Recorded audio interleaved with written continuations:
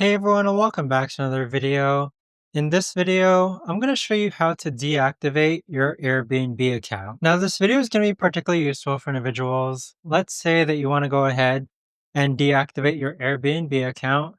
How do you actually go ahead about doing so? Now this video is going to be short, sweet, and simple, guys. There's not going to be a lot of steps involved.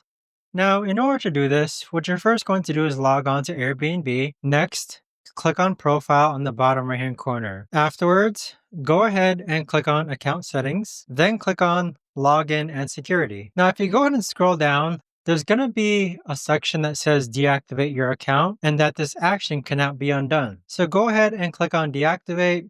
And there you have it. But that right there, guys, is the best and easiest way that I know of to actually go ahead and deactivate your Airbnb account. If you guys know of a better, easier way to actually do this, let me know in the comments down below. I would love to know. Thanks so much for watching, everyone, and I'll see you guys all in the next video.